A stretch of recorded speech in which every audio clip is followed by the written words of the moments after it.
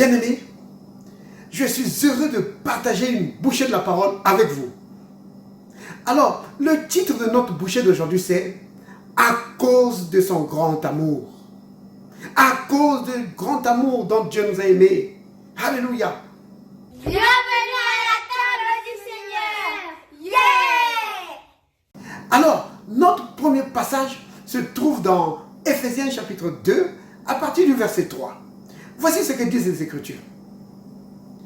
Nous tous aussi, nous étions de leur nombre, et nous vivions autrefois selon les convoitises de notre chair. Nous accomplissons les volontés de la chair et de nos pensées. Et nous étions par nature des enfants de colère comme les autres. Mais Dieu, qui est riche en miséricorde, à cause du grand amour dont il nous a aimés, vous entendez ça? Dieu qui est riche en miséricorde, à cause du grand amour dont il nous a aimés. Qu'est-ce qu'il a fait? Nous qui étions morts par nos offenses, nous a rendus à la vie avec Christ. C'est par grâce que vous êtes sauvés. Vous entendez ça? Alors, bien-aimés, il faut comprendre cela, que l'amour de Dieu est la source de la grâce.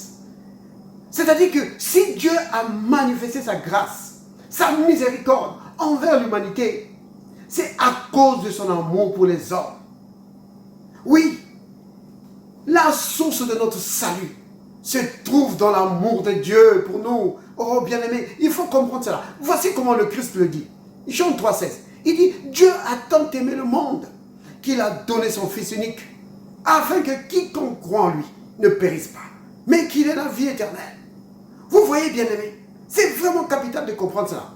Et l'apôtre Jean, lui, il dit ceci, dans 1 Jean chapitre 4, au verset 9 et verset 10. Voici ce qu'il dit. Il dit, l'amour de Dieu a été manifesté envers nous, en ce que Dieu a envoyé son Fils unique dans le monde, afin que nous vivions par lui. Et cet amour consiste non pas en ce que nous avons aimé Dieu, mais en ce qu'il nous a aimés et a envoyé son Fils comme victime expiatoire pour nos péchés. Vous comprenez, bien-aimés? L'amour de Dieu pour nous n'est pas basé sur le fait que l'homme ou l'humanité était aimable. Dieu a aimé les hommes seulement parce qu'il est amour.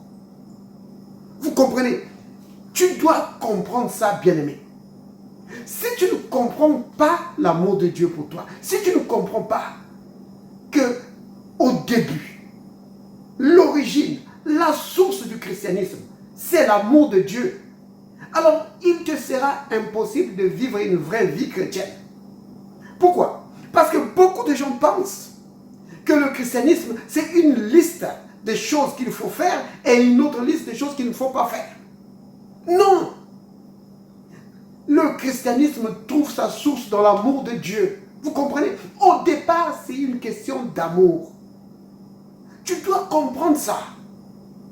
Qu'il s'agit de l'amour de Dieu pour toi. Et que maintenant, toi, tu dois répondre à cet amour. Alors, voici ce que l'apôtre Jean dit dans 1 Jean chapitre 4, verset 19. Il dit ceci. Pour nous, nous l'aimons parce qu'il nous a aimés le premier. C'est-à-dire, l'apôtre Jean est en train de dire ceci. Que c'est parce que nous avons réalisé l'amour de Dieu pour nous. C'est pourquoi nous aussi, nous avons décidé de marcher dans l'amour. Vous comprenez? Tu dois réaliser l'amour de Dieu pour toi. Quand tu réalises comment Dieu t'a aimé, combien il t'a aimé, jusqu'à livrer son Fils pour toi, alors, toi aussi, tu vas marcher dans l'amour. Amour envers Dieu et amour envers ton prochain. C'est pourquoi l'apôtre Jean, il dit encore ceci.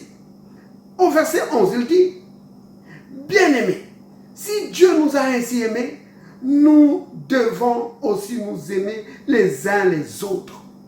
Vous comprenez?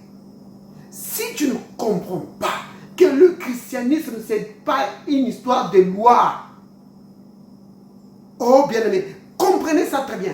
Que ce n'est pas une histoire de loi, des règles à suivre.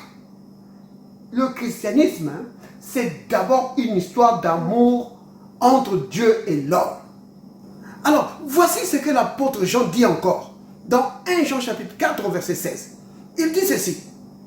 Et nous avons connu l'amour que Dieu a pour nous. Et nous y avons cru.